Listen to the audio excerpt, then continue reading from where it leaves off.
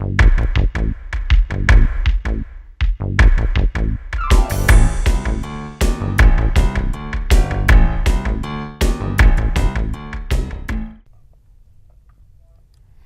afternoon, everyone. Welcome to the Reading Corner. I'm Ryan Nicholas. My two friends here are. My name is Aaron Karnig Castle. And I'm DeWitt Taylor. Today, we're bringing to you someone new. Someone we've never had on our show before, ladies and gentlemen. Someone new. Our guest today is someone who may have heard of. Her name is Lorraine Johnson. Some may think it works for CLS, and a community link, or some people call it CLS.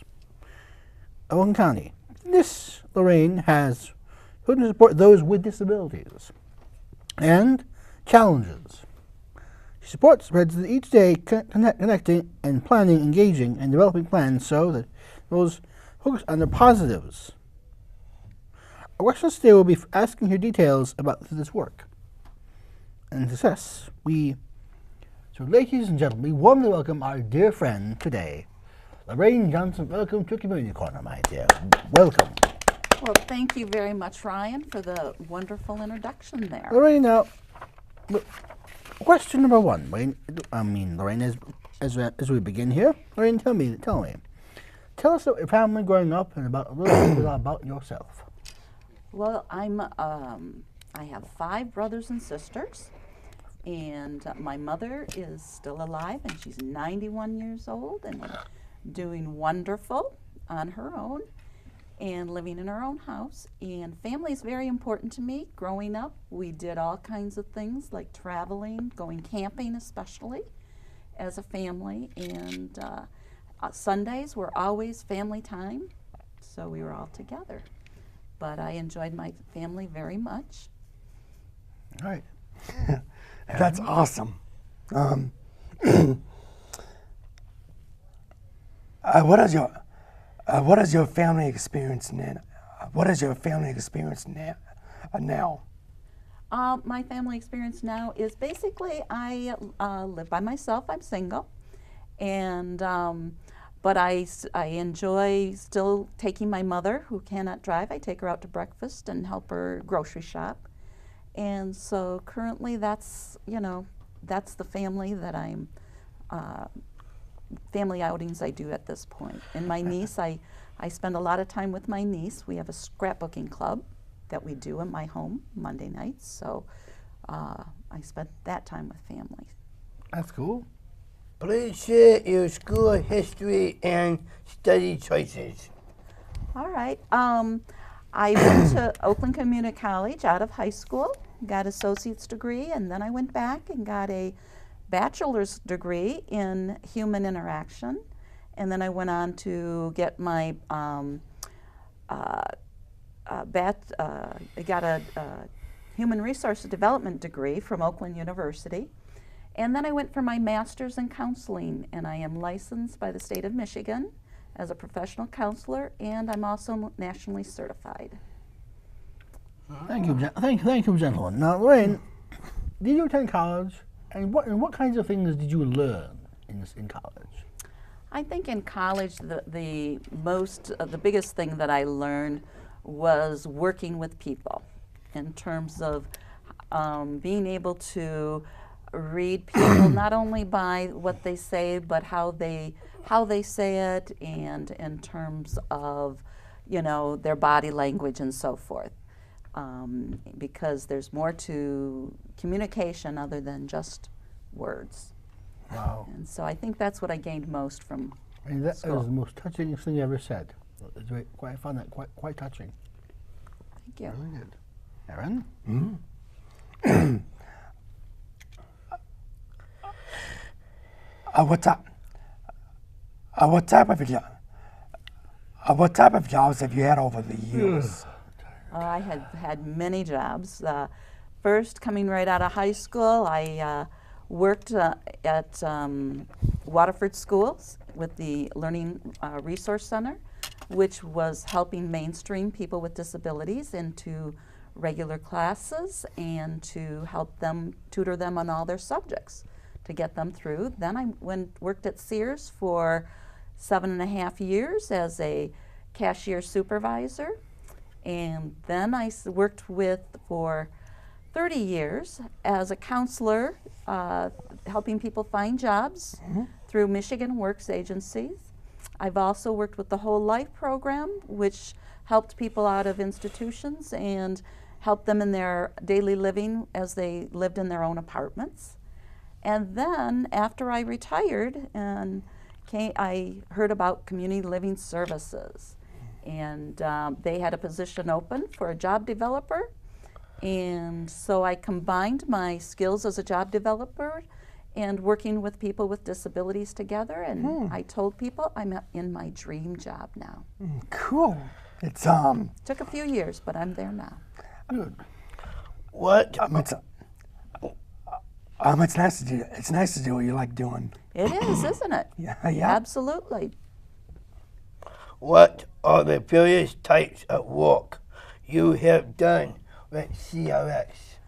Well, I started out as the job development specialist, where I helped individuals with being job ready and to go out on interviews and to fill out applications. And I did that until then I went part-time as a job development specialist and started doing support coordination. And so now I'm full-time support coordination and only a resource for support coordinators and independent support coordinators and individuals for job placement.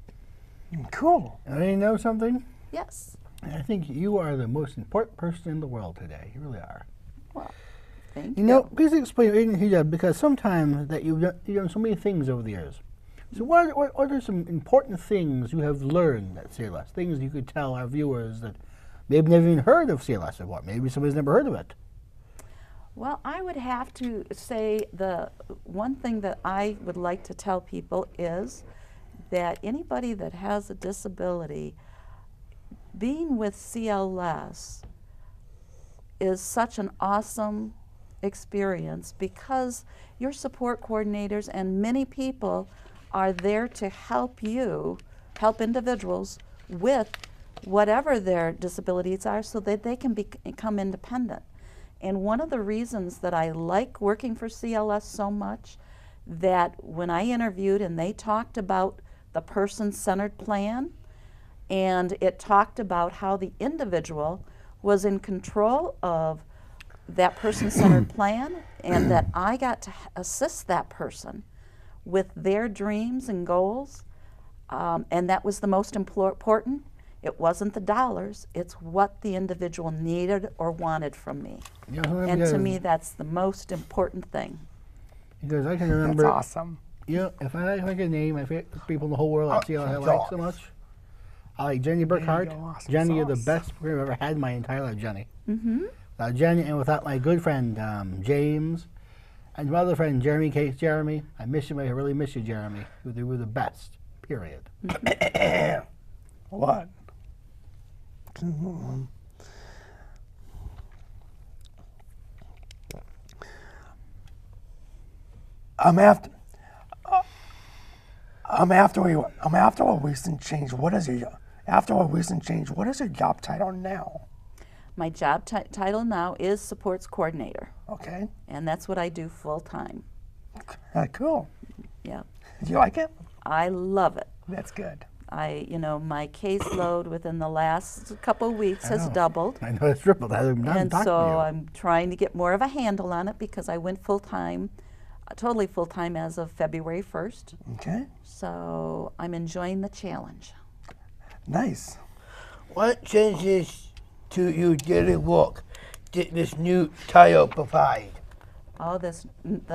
I'd have to say the biggest change is the paperwork, because many of the things that I did as a job developer, I didn't do as the things that I need to do as a sports coordinator. Sports coordinator, there's many forms and many things you have to do in a computer system, and so I'm getting to learn all that information and the resources that individuals might need to be tapped into. So I'm learning a lot.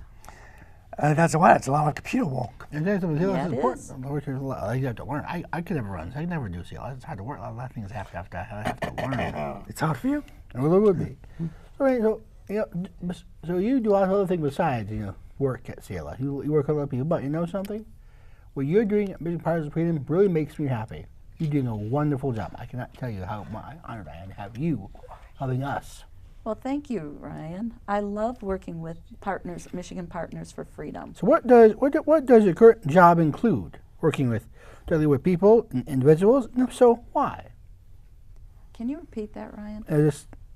Does your current job include working directly with individuals? If so, why? Yes, it does, and that's to me the most important. Going out, I love going out and being with the individuals and doing the hands-on with the individual, and that I think is the most fun and rewarding part of my job. It's important to do those. And when Rachel Willis would have said, don't label us, remember? Correct. No labels. That's right. Exactly. Exactly. I pound labels. You don't like labels. Not that many people do. The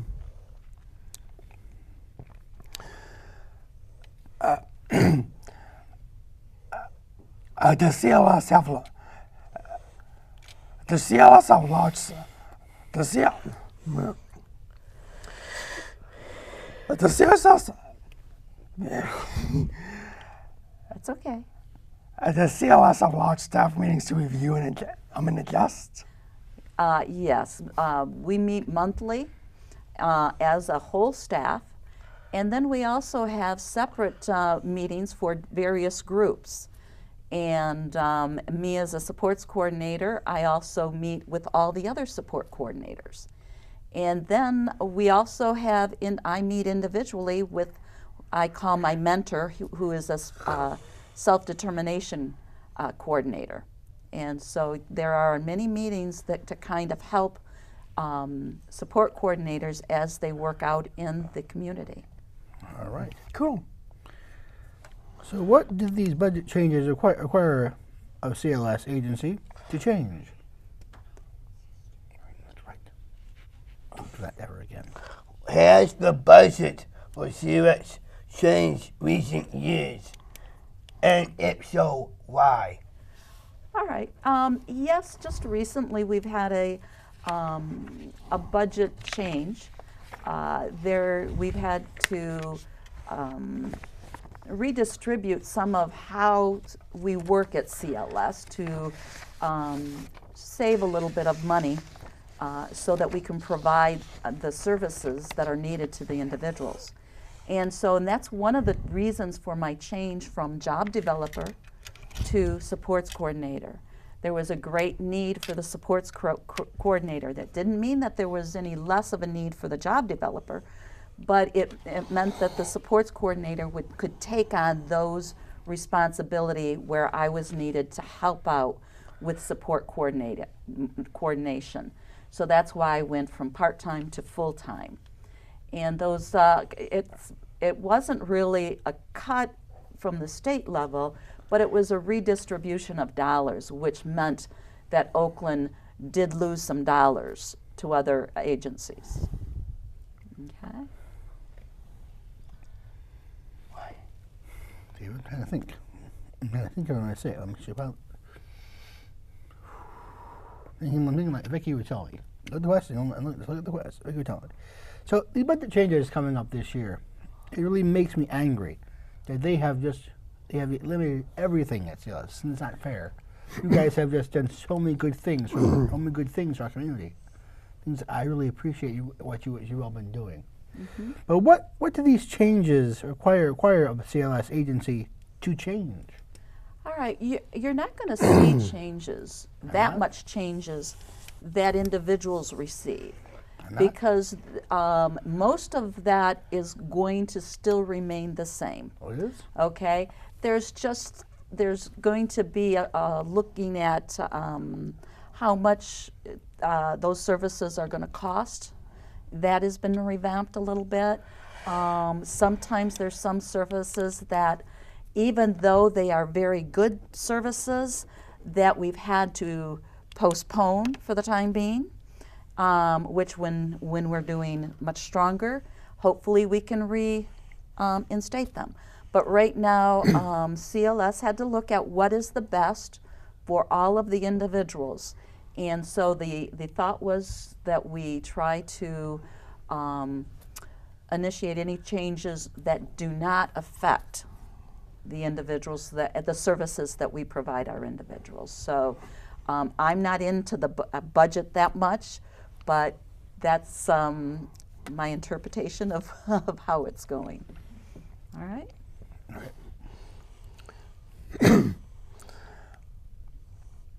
What paperwork is required and how do they fit into the mental health rules? Medicaid. Sorry about that. And Medicaid rules. Medicaid rules. Yeah. Okay. There's a lot of paperwork involved, and it might just be because I'm so new. It all seems overwhelming to a certain degree, but I think that there's many paperwork that needs to be submitted so that DHS, Medicaid, is aware of your services, whether the services come through another provider or come through the individual per se. You know, so basically that's, Ask is that the good? question. Yeah. Very good. Basically, tell us about self-determination and how that determination guides the work with individuals. Self-determination, I think, is an awesome thing because it, part of my job is to assist and to advocate for individuals that have a disability, but basically to help them to become more independent, to have a voice, to be able to make meaningful choices and decisions that they make regarding their future, regarding how they live, how they go into how they are active in the community, and so forth. But it also, self-determination also is a part of people with disabilities also being an advocate for other people. And so it's a shared experience, I think, on both sides, self-determination, and I think it's an awesome thing. There are five steps. There's 5 things, right? Yeah, and you There's don't 5 things. only two And- mention them. Freedom, Freedom, authority, Authority. information, and what's the other one? I can't remember. support, Support. responsibility, Stability. That's the other one. and confirmation. Confirmation. Yep. Those are 5 principles. 5 Each principle, the principles has Get definition. used to that. definition of those. It does. And they're wonderful principles to use. They are great. Right, so what role in the community do the community-based programs engage with CLS and its staff? Because sometimes people need staff in their homes, people need staff to do things with them. Those being served by CLS, because like David I'm gonna here, save this for last. he had to have a staff person come to his home. So could you please explain the role, the vital component of CLS? Well, for the individual, especially when you're talking about staffing, the individual may need, like you said, David may need some help, or you may need some help, or whomever may need some help, not necessarily doing the activities, but showing how to do them independently in the future. And so if we don't, it's necessary for the sport coordinator to help you match that staff to your needs. In other words, the same type of staff person or that David might hire may not be the same type of person that you would hire, because your needs are different, your personalities are different. But in the long run, you are the employer who does the hiring and firing. Even as me as a sports coordinator, if Ryan, you didn't like me, You could fire me. I can fire anytime I want to. You got it. They fire you. You have that control. I can fire anybody. I can fire And you that's too. what's awful. Yeah, like Donald J. Trump. I mean, if you want to, you can even say it like Donald Trump or Vince McMahon. I'm afraid you're fired. Oh, Eric, okay. you're fired.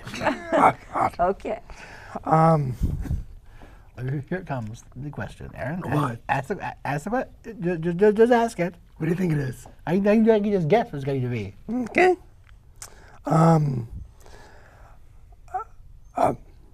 What is your war with Michigan Partners of Freedom? You had to ask the For question. freedom. All right. All right, here we Michigan go. Partners for Freedom. Yes. My role is coordinator of the Oakland County local leaders. And you have two of the local leaders here Hello, on hello. the stage. Hello. Both Hello. David and Ryan. Hello. And we meet bi-monthly. We do. And we talk about how they are presenting themselves out in the community and how they are presenting the self-determination program and so forth. So it's not only informing people who have disabilities, but it's also enlightening the community, such as your show here. Yes. That is a perfect thing that Partners for Freedom. How thank you. Thank you. Okay, because you're letting the community know about what Partners for Freedom is all about. Yeah. It's true. You put us on the spot, David. You hear that? Lorraine puts us on the spot again. Okay, how are individual budgets decided and applied? How are individual budgets? Decided and applied. Are you talking about the budget, say like you as an individual's budget? Yes. Okay. Yes. Basically, what we look at is when we do what we call a person-centered plan, where we sit down and talk to individuals about their goals Oh, I mean, and so Jenny forth, do. and it's what is needed to accomplish that goal. And so when we sit down and we talk about all the goals, what are needed to accomplish that, then we look at what are the resources out there that we can help you with. Hopefully there's something either free or something in the with another agency that we can tap into, or we may be able to pay for, or you may be able to pay for it in your budget, okay? So most of the budgets are for your support staff. In other words, if you need out of that person-centered plan, you may need, a person may need only 8 hours a week of support staff. Somebody else may need 36 hours, okay? So it depends on that individual's needs, what the budget would be. All right, Lorraine, here it comes. All right? Yeah. Well, Lorraine, please explain what Michigan Partners for Freedom as part of the program provides, and who may participate, and what is the goal of that particular program. All right. The goal is really the outreach into the community, trying to let people know who have disabilities about how they can get involved with self-determination. Oh. But it's also to make the community aware of how important self-determination is. And so it's a twofold as far as I can see. And, you know, I forgot the end of your question there. Can you repeat the last part? And may participate in the Oh, program. who may participate, yes. Well, we try to recruit because, as you know, we are recruiting Okay. for people to be part of our group, okay? And we just had a new person join, so we are open to other people who are willing to go out and do presentations. We also, other people, anybody could join. Anybody? Anybody Aaron? could join. Yep. We we have applications you can fill out, Am I- and then there's a process that goes through, but anybody who has a disability can Lorraine, join. would Aaron qualify for Michigan Partners for Freedom? I would think that he would. Aaron, how would you like to join us? Actually, Cool. somebody actually can. I'm awesome. Sounds good. Aaron, just All got. right. Options I'll are. give an Awesome application. I'll give you sauce. one. I brought one with me. I'll give you one. And Okay. since you are on this program, you know, I feel you do not have a problem going out and talking in front of people, correct? That's right. Yep. So Must go through his mother. that would be very, very appropriate. Please share with us this. Please share with us the CLS Mission Statement. The CLS Mission Statement. I think I said part of it earlier. To assist individuals and be an advocate for individuals, for them to live the life they want to live in the community, and on their own, or whatever their dream part is. CLS's goal is really the individual's goal. All right. The primary thing is for your goals to be achieved.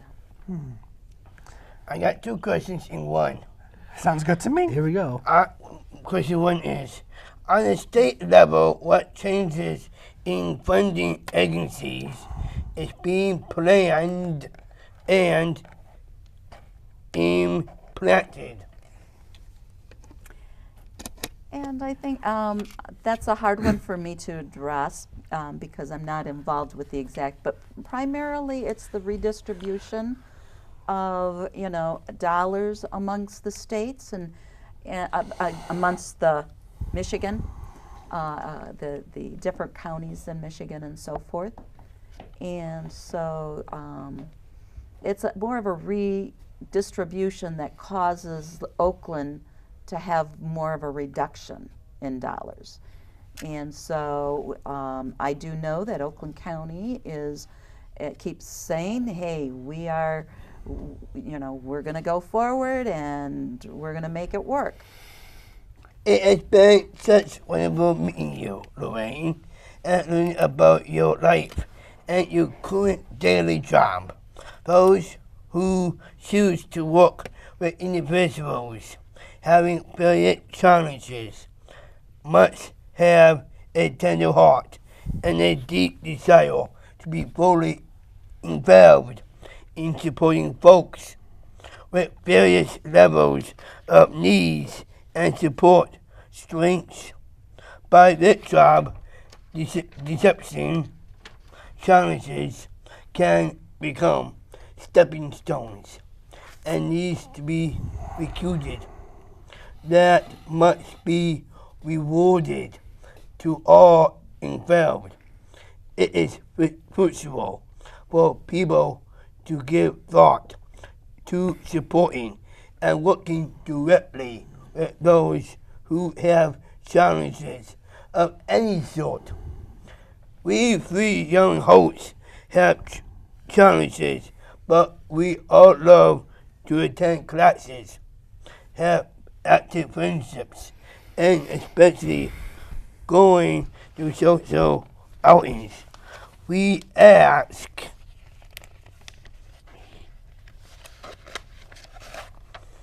who does not like to party? I like the party. Oh yeah, I do. too. I do too. Pounding. Me too. We wish those in our community and other decisions to develop and support adaptive activities. Yes. That is really important to us. And for one and all, thanks for being our guest, Mrs. Lorraine Thompson. Well, thank you for having me. I have enjoyed it immensely. My name is DeWitt. I'm a 2 friends all. My name is Aaron Karnig. You have been watching ONTV, CMN, and we're also on YouTube. I'm not going to skip you watching CMN 2 and ONTV. And remember, we'll see you all back next time for Community Corner. Bye, And y'all. wish you good luck in Nashville. Bye.